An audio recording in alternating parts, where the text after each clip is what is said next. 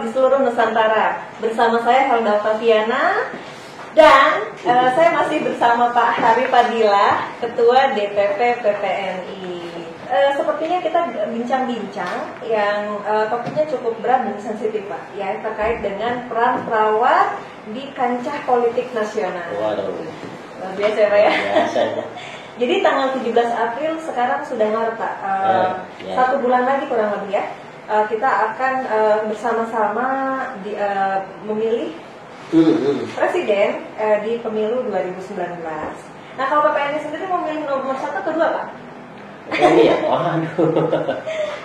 Jadi saya kira PPNI ini kan organisasi profesi. Nah, organisasi profesi itu saya kira memang harus melek politik. Ya, betul. Tapi bukan politik praktis. Sehingga kita sih PPNI menyarankan bahwa anggotanya itu adalah menjadi pemilih yang cerdas. Pemilih?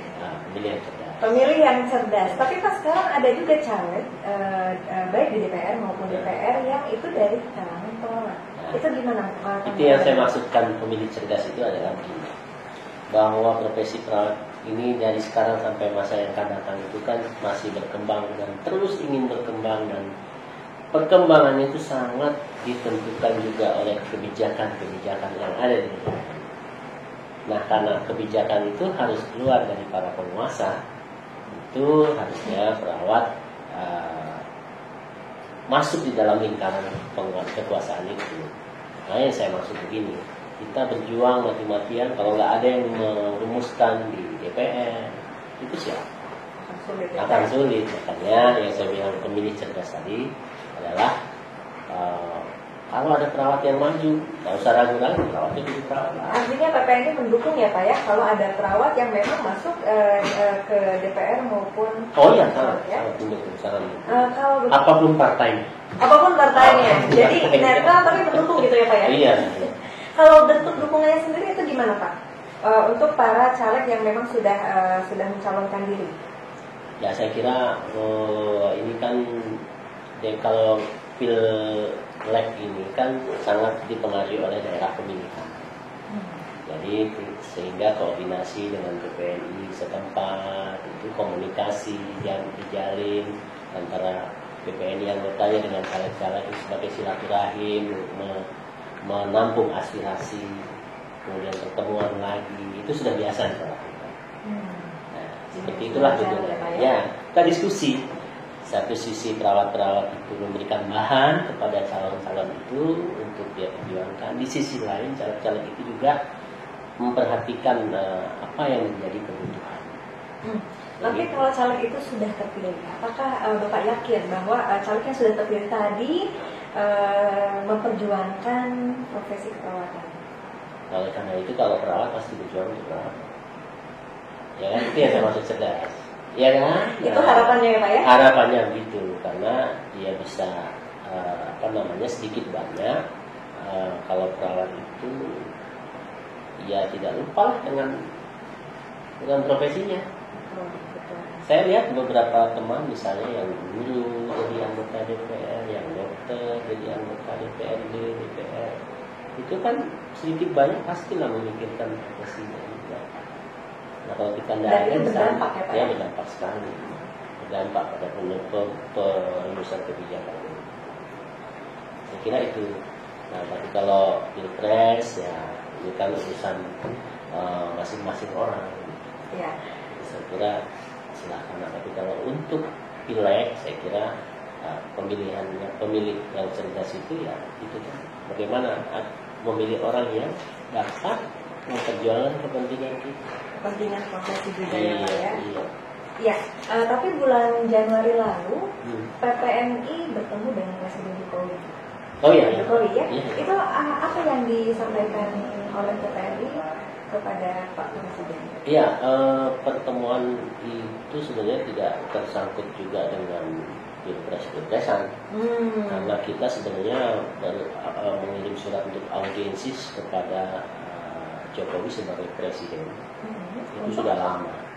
Untuk audiensi untuk memaparkan berbagai persoalan perawat yang harus dirumuskan kebijakannya. Jadi memang datang itu sebagai Pak Presiden gitu ya? Iya, iya, di Istana Negara sebagai Presiden yang sedang menjabat. Nah, itu sudah lama tuh suratnya. Kami mengusulkan beberapa hal, antara lain yang pertama adalah terkait dengan kesejahteraan, terkait dengan termasuk perawat honor, ya kita mintakan kepresnya, terkait juga dengan peran perawat di era JKN, Jaminan Kesehatan Nasional BPJS ini.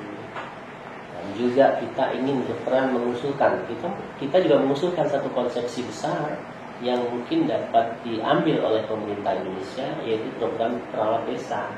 Nah, ini saya kira Pak Presiden sangat tertarik sekali dengan ini, dan mudah-mudahan ini bisa ditampung sebagai sebuah kebijakan nasional. Ya, mudah-mudahan siapapun presidennya tetap jadi program ya Pak ya? Iya. Tapi kalau di medsos ya Pak, biasa kita milenial, jadi kalau di medsos itu perawat honorer itu ada yang mendeklarasikan mendukung paslon nomor 2. Tapi di sisi lain juga GNPHI itu justru lebih melakukan pendekatan kepada pemerintah. Apakah ini sebagai indikasi adanya perpecahan di dalam tubuh perawat sendiri? Jadi komunikasi politik itu kan bisa kemana-mana. Masalah dukung-mendukung itu kan urusan pribadi-pribadi ya. Tapi ini mengatasnamakan Pak, GNPHI kemudian perawat honorer. Enggak, saya kira enggak ada ya. Kalau GNPHI itu yang bentuk PPNI. Maka kalau ada hal-hal yang semacam itu, mereka harus ada persetujuan dari kita. Artinya itu bukan dari PPNI ya Pak? Saya kira itu komunitas individu secara individu. Secara ininya GNPHI. Tapi yang satu lagi saya tidak tahu kalau ada dukungan orang lagi.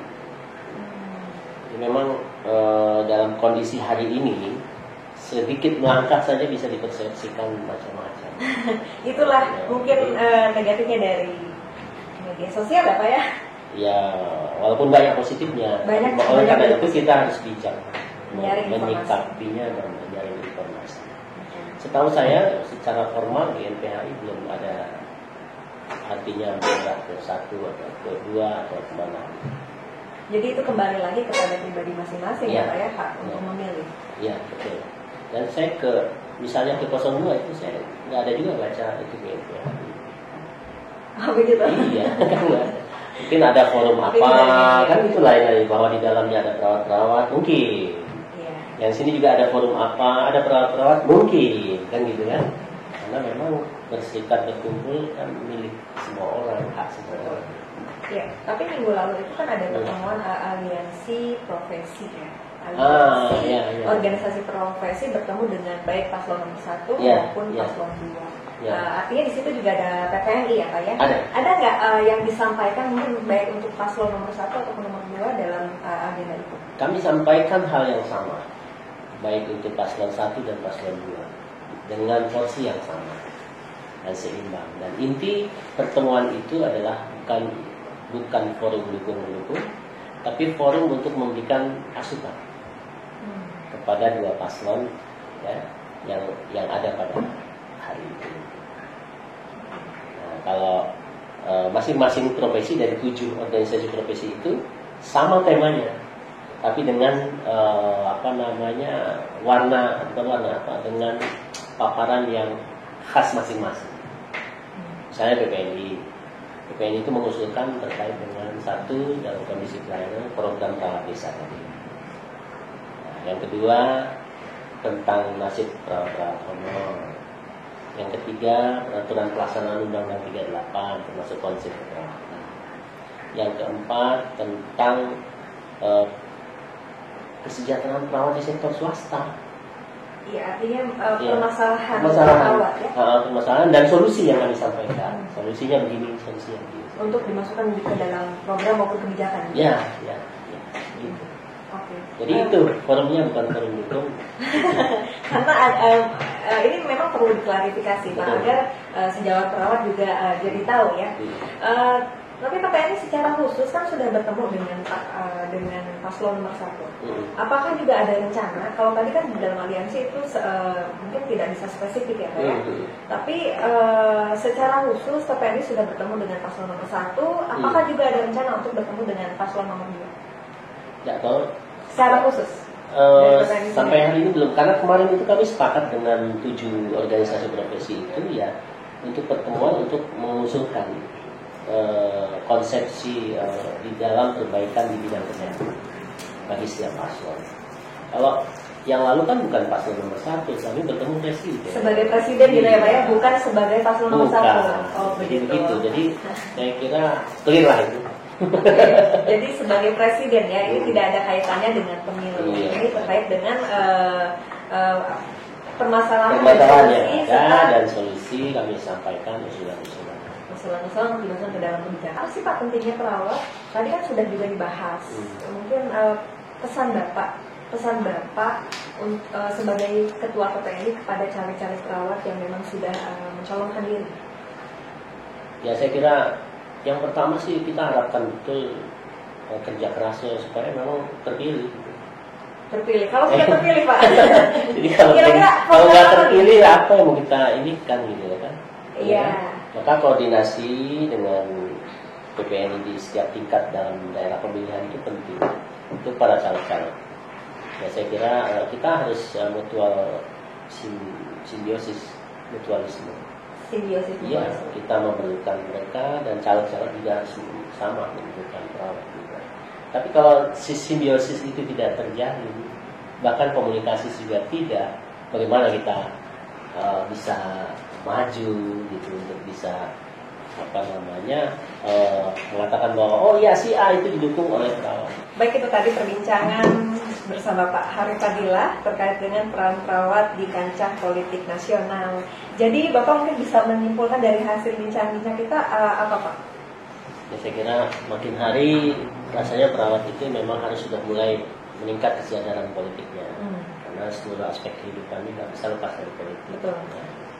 Yang kedua, pada saat pemilu nanti, mari para perawat jadilah pemilih yang cerdas. Jadi pemilih yang cerdas, itu mungkin pesan yang saya ambil harus dari datang ke TPS, jangan jadi jangan jadi golput ya. Jadi gunakan hak pilih rekan-rekan semua. Jangan lupa datang ke TPS tanggal 17 April ya. Jadilah pemilih yang cerdas. Itu saja barangkali untuk sesi kali ini. Terima kasih Pak Hari Fadilah sudah bergabung bersama Media Perawat TV. Sampai jumpa di sesi selanjutnya. Jangan lupa untuk dukung kami dengan cara subscribe Media Perawat TV, like, komen, dan share setiap postingan kami. Terima kasih. Assalamualaikum warahmatullahi wabarakatuh. Salam sejawat perawat tanah air.